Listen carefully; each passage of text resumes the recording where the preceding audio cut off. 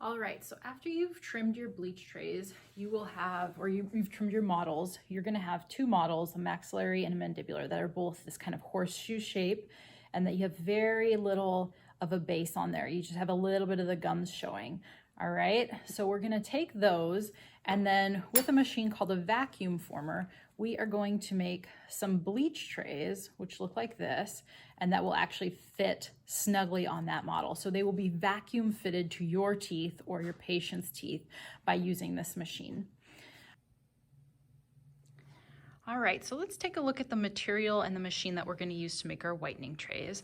The material that you have in your kit, you should have two pieces of this whitening tray material. It's a flexible, clear plastic material. When it gets a little bit warm or over time, these pieces can kind of stick together. So make sure that you peel them apart and that you're only using one piece per arch. So one for maxillary, one for mandibular. So that's our material. And then we have here what's called a vacuum former. So this is the UltraVac from Ultradent. And most of these vacuum formers that I have seen are very, very similar in operation. But if yours is significantly different than what you're seeing in this video, make sure that you check with your assistant mentor or your dentist to make sure that you know how to operate it correctly and safely. So let's take a quick overview of some of the parts. So this top part here is the heating element. Underneath of it, there is actually a heating coil under there. This has not been turned on today, so it's still cold, but once you've turned it on, make sure you're not touching this because this whole top part can get very, very hot. This knob in the front is just for grabbing this piece to actually swivel it out of the way if you want to remove the heat from your workspace. Down here, we have this little kind of sandwich, call it the sandwich press here. And if you open this up, you can actually put a piece of material in there, you sandwich it together, and that's how you load the machine. There are these knobs in the back that loosen, and when you loosen those, you can actually take this tray and move it up, which actually what that does is it moves your material that you have in here closer to the heating element, which actually softens the material for you. So this moves up and down. This is the platform where you're actually going to put your model. And then in the front here, you have a little toggle switch. If you flip it to the right, this is what is going to turn the vacuum on. And if you turn it to the left, this is what's going to turn the heat on. Those little swivelly lines, those are like steam. So that's the heating element and that's the vacuum element. So I'll turn this on really quick. It's going to be kind of loud and you'll just see kind of what those two things do. So if I turn it to the heating element, the light comes on showing me that it's heating, and it takes a little while for it to heat up, but that's just showing me that's what it's doing. And then I'll switch it over to the vacuum. So that actually, the vacuum turns on, it actually sucks air down, and that's what, that's the vacuum that actually creates your tray for you. So let's go ahead and I'll set up the camera and I will actually make one so you can see how it's done.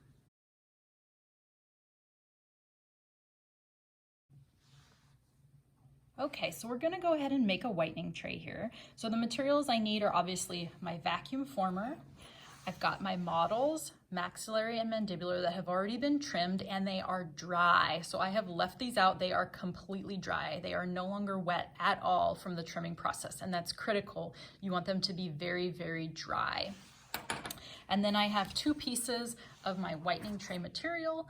So I'm gonna be using one piece for one arch.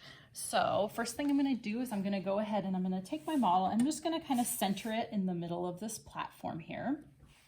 I'm going to go ahead and take the heating element and swivel that away. And I'm going to go ahead and open up this piece. I'm going to get my whitening tray material in there, center it, close this, and just kind of tighten the latch down here so that the material is securely in place. And I'm going to make sure that this whole platform is up. So I don't want it down here. I'm not putting this on top of it. This goes under. We're moving this up. You may have to tighten these knobs in order for it to stay up. And then we're going to go ahead and swivel that heating element back over our work. Then I'm going to go ahead and on the front here, we have our little toggle switch. I'm going to go ahead and turn the heating element on. And it's going to take a little while for this process to happen. So what we're going to do is we are going to be watching and waiting. and we are waiting for that material to sag a little bit. So I'm gonna go ahead and stop this video. I'm gonna move in a little bit closer so you can see what I'm talking about. Okay, so now you can see that we have zoomed in pretty close, and what we're watching for here is the material up here is gonna start to sag. What it does is first it kind of starts to do like a little bit of a wave pattern, and then it will actually start to sag down. So we are waiting for a certain amount of sag to happen. So we'll go ahead and watch that material as it starts to soften from the heat. And when it gets to a certain point, that is when we are ready to do what we call slam it down and turn on the vacuum. So what I'll do is once it reaches that point where it has enough sag, I am going to grab those knobs on the back part. I'm gonna push the whole thing down, and then I'm gonna quickly flip the toggle switch in the front over to vacuum. So you can see right now the material up at the top, it's kind of doing the wave. So you saw it kind of sagged and then it kind of sucked back up a little bit. This is just part of the process as it's actually softening. It kind of goes through that little wave pattern. So now you can see that it's starting to come back down. So we're getting a little bit more sag here. And I would say if you need some type of a numerical way to know for sure if it's enough, I would say you want it to be sagging down about 2 to maybe 2.5 inches at most. You definitely don't want it to be sagging all the way down to your model, and you want it to be softened enough. So you want it to kind of give you a good little bubble there. So I would say that's enough. So I'm gonna go ahead and slam this down and turn on the vacuum.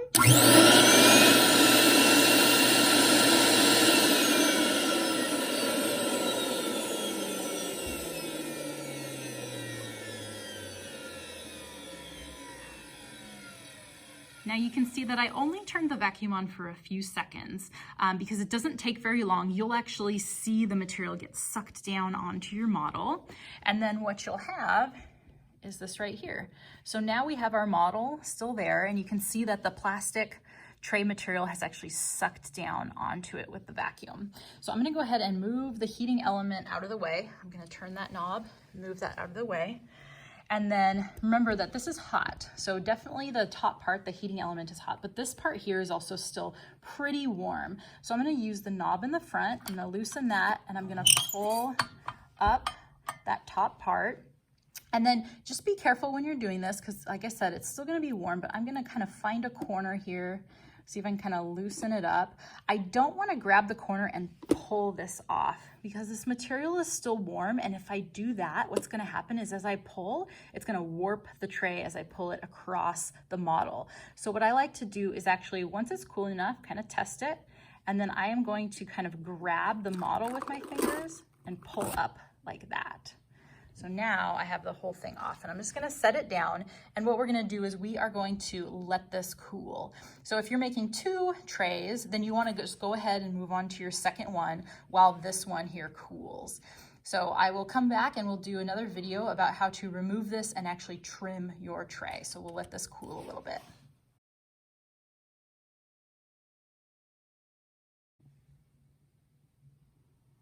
All right, so now I have given this a chance to cool, so it's completely cool. When I touch this, it no longer feels warm at all. That's what you wanna do. Make sure this feels completely cool, because if you start trying to take this material off before it's cool, then it's just going to warp, and then the tray is not going to fit correctly in your or your patient's mouth. So once it's completely cool, what you wanna do is you wanna actually take the mold out of the tray material. So you can just grab a corner of it, and you're just going to peel the material off. That corner is not coming off super easy, so I'm gonna grab this one. And once it's completely cool, you don't have to worry about it warping. So yeah, you can just grab at it and get that off of there. And then I'm just kind of popping that material back the way that it was. So you can see there is our tray. So now what I'm gonna do first is I'm gonna remove kind of this, just this excess off of the edge. So I'm gonna take some scissors. You can just use regular scissors for this part. These are actually bleach tray trimming scissors. You can see you kind of push on them and they bounce back.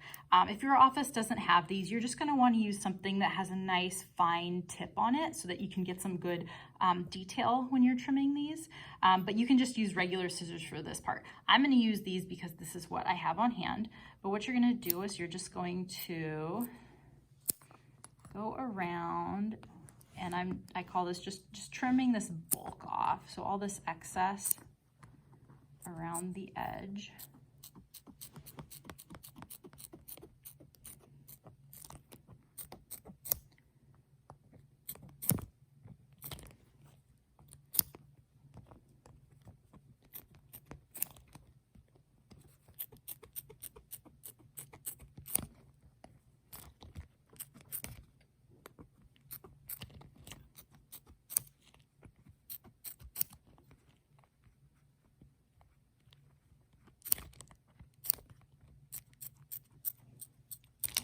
Okay, so I've trimmed the excess off of these, and now what I'm going to do is I'm going to really start to trim these.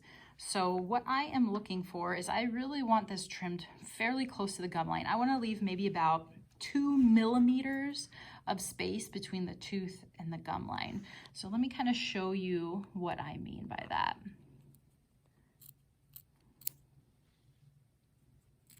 I'm going to get up really nice and close. I'm just leaving a little bit of space. And you see how I'm kind of following the contour of the tooth, and I'm making what we call a scalloped edge. So I'm not just trimming a straight line, I'm kind of following the gum line as I go around.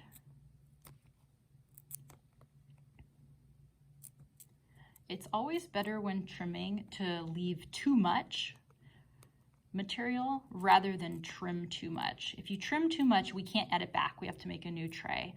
But if you leave some excess material, then what you can do is when your patient comes in and you go to try this in their mouth, if there's too much material in any spot, you can always remove it while your patient is there, but you can't add material back. So see how I'm just going around and I'm kind of trying to follow the edge of the gum line there. One thing you don't want is you don't want to snip and get any points. So you don't want to have any like pointed or jagged edges there. If you do, you want to really try to round those out because your patient will feel those, and you'll feel them when you put this in your mouth because it's right at your gum line, right by your lip. So you want to really smooth out any rough edges that you have. Typically what we like to do is we like to do this scalloping around the buccal or the facial surface. And then on the inside, on the lingual, we usually just do a straight line on the lingual. And this is all of this way that we trim it is just for patient comfort. So on the lingual, I'm still leaving about the same amount of material, but you can see I'm just kind of cutting straight, like a straight line on the lingual. So scalloped on the buccal and a straight line on the lingual. So let's go ahead and take a look at what a finished bleach tray will look like.